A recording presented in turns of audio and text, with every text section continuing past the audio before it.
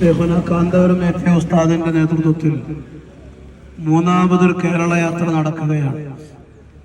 സപ്തഭൂമി സംഗമം ഭൂമിയായ കാസർഗോഡ് മുതൽ തിരുവനന്തപുരം വരെയുള്ള കേരള യാത്രയിൽ അതിന്റെ ഔദ്യോഗികമായ തുടക്കം എന്ന് കുറിക്കുകയും വരുന്ന 16-ാം തീയതി തിരുവനന്തപുരത്ത് അവസാനിക്കുകയും ചെയ്യുന്ന കേരള യാത്രയുടെ പ്രമേയം മനുഷ്യർക്കൊപ്പം എന്നുള്ളതാണ്. കാന്തപുരം ഉസ്താദിന്റെ കേരള യാത്ര 3 ഘട്ടങ്ങളിലായി നടന്നപ്പോഴും മനുഷ്യർക്കൊപ്പമാണ് എന്നതാണ് അതിന്റെ സന്ദേശം. കേരളത്തിന്റെ റോഡുകൾ വികസിക്കുന്നു, പാലങ്ങൾ വലുതാകുന്നു.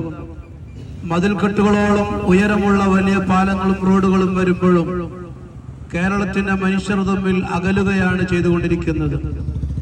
രാജ്യത്തിന്റെ ഭരണം കാക്കുന്ന ഭരണാധികാരികൾ പോലും മനുഷ്യരെ തമ്മിൽ അടുപ്പിക്കാൻ ശ്രമിക്കുന്ന ഈ കാലഘട്ടത്തിൽ അടുപ്പിക്കുകയല്ല വേണ്ടത്, അടുപ്പിക്കുകയാണ് വേണ്ടത് എന്ന സന്ദേശമാണ് ഈ കേരള യാത്രയിലൂടെ കാന്തപുരം ഉസ്താദും പ്രസ്ഥാനവും ഈ രാജ്യത്തെ ജനങ്ങളെ ഉദ്ഘോഷിച്ചുകൊണ്ടിരിക്കുന്നത്.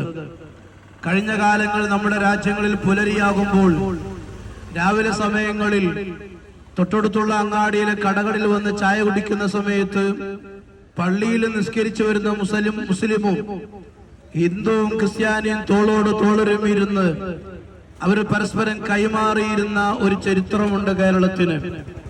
ആ ചരിത്രം ഇനിയും അന്യം വന്നു നിന്നുകൂടാ, അത് ഇനിയും തുടരേണ്ടതുണ്ട്.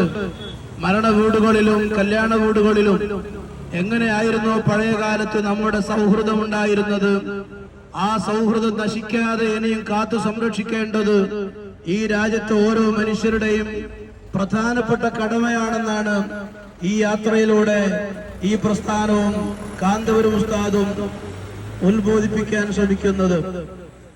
ഈ രാജ്യം ബഹുമാനപ്പെട്ട മമ്പുറന്തങ്ങളും ആലി മുസ്ലിയാരും വാര്യംകുന്നത്ത് കുഞ്ഞമ്മദാജിയും അങ്ങനെയുള്ള മഹാരഥന്മാരായ നേതാക്കന്മാരോടൊപ്പം അന്നത്തെ കാലഘട്ടത്തിലുള്ള കോന്തുനായരെ പോലെയുള്ള മഹാരഥന്മാരും തോളോട് തോളൊരുമിച്ച് സൃഷ്ടിച്ചുണ്ടാക്കിയ രാജ്യമാണ്.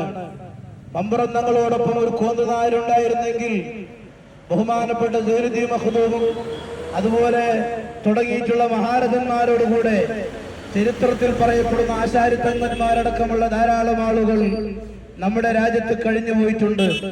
പൊന്നാനിയിലെ 500ഓളം വർഷത്തിന് മുമ്പ് പണിതിട്ടുള്ള പള്ളി, ആ പള്ളി മഹാനായ സൈനുദ്ദീൻ മഖ്ദൂം